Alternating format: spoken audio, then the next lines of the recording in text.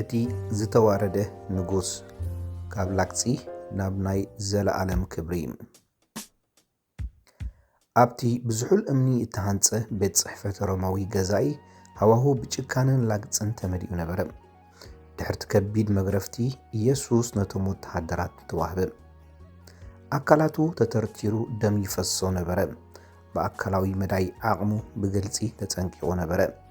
ግናኸ እቲ ስዒቡ ዝወረዶ መቕጻዕቲ ኣካላዊ ስቓይ ጥራይ ኣይነበረን፣ ዝኸፍአ ውርደት እዩ ነይሩ። እዚ ውርደት እዚ እቲ ኣብ ፊልጵስዩስ ምዕራፍ 2:7 ዝተገልጸ ርእሱ ባዶ ገበረ ማለት ብቋንቋ እንግሊዝኛ ኬኖሲስ ዝብል ዓሚቕ ክርስትያናዊ ስነ መለኮት ብግብሪ ዝተራእየሉ ሞት እዩ። እቲ ንኹሉ ፍጥረት በቓሉ ዘቖመ ልዑል ኣምላኽ ንዓና ንደቂ ሰባት ንምድሓን ክብሩ ሓዲጉ ኣብ ቅድሚ ፍጡራቱ ክሳብ ክንድዚ ትሕት በለ። እቲ ዝፈሰሰ ደሙ ድማ ናይ ንሓጢኣት ዘንጽህ ሓድሽ ኪዳን መስዋዕቲ መጀመርታ ነበረ። ቀይሕ ባርኖስን መለኮታዊ ሓቅን። እቶም ወተሃደራት ኣብ ዙርያኡ ተኣከቡ። ከም ስርዓት ዝሕልው ሓለውቲ ዘይኮነስ ብስቓይ ካልእ ሰብ ከም ዝዘናግዑ ጨካናት ሰባት እዮም ነይሮም። ክዳኑ ገፈፍዎ እሞ ኣብቲ ዝቆሰለ መንክቡ ሓደ ዝኣረገ ቀይሕ ሓሪ ማለት ሕብሪ ነገስታት ከደንዎ። እዚ ግና ንኸኽብርዎ ዘይኮነስ ነቲ ንጉስ ኣይሁድ ዝብል ዝቐረበሉ ክሲ ንምልጋጽ ነበረ። እዞም ወተሃደራት እዚኦም ዘይፍላጥ ዓብዪ መለኮታዊ ሓቂ እዮም ዝእውጁ ነይሮም። ስነ መለኮታዊ ትርጉሙ ድማ ክዳኑ ክግፈፍ እንከሎ ንሕና ናይ ጽድቂ ክዳን ምእንቲ ክንክደን እዩ ነይሩ።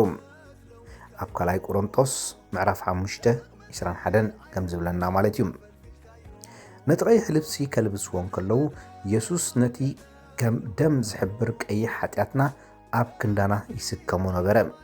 ኢሳይያስ ምዕራፍ 1:18 ከም ናይ ዓሻ ንጉስ እኳ እንተላገጹሉ ኣብቲ ልዑላዊ መደብ ኣምላኽ ግን ንሱ ብሓቂ ናይ ሰማይን ምድርን ንጉስ ምዃኑ እዮም ዘረጋግጹ ነይሮም።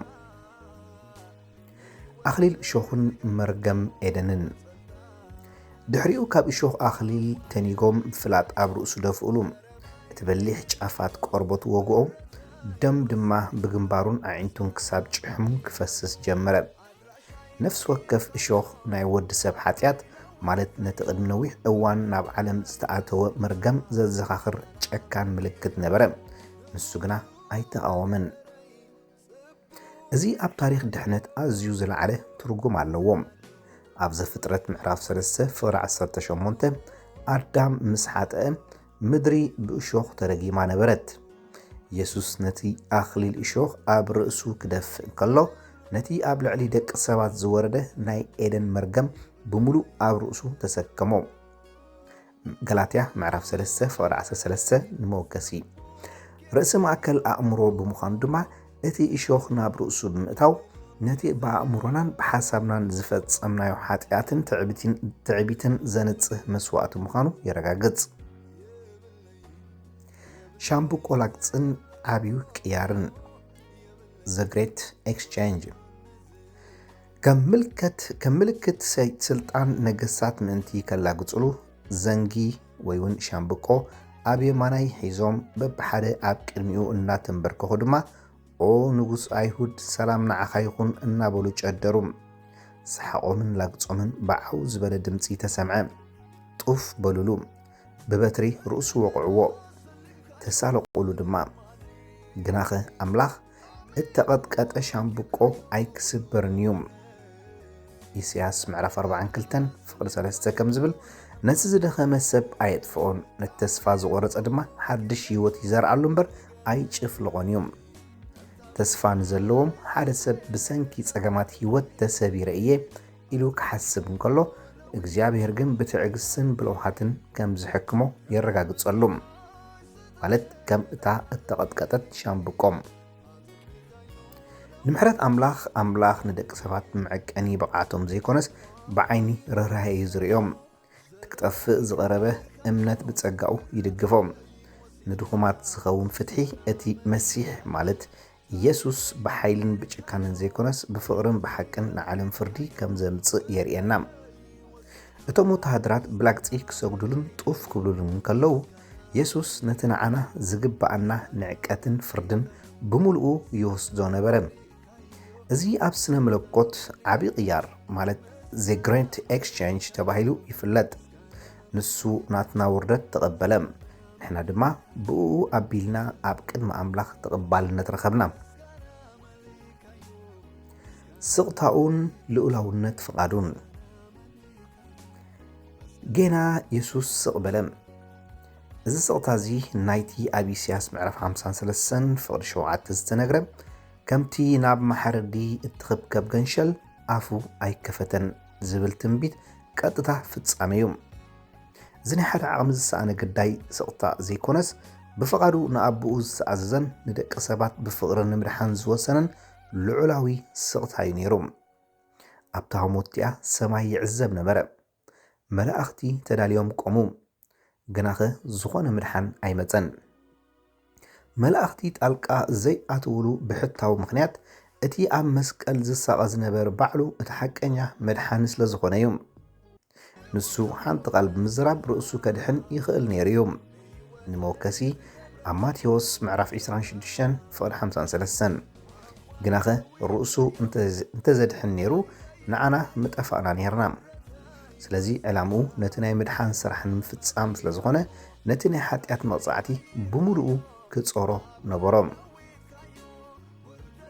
ካብ ላግፂ ናብ ናይ መወዳእታ ዘመን ትጽቢት ኢስካቾሎጂ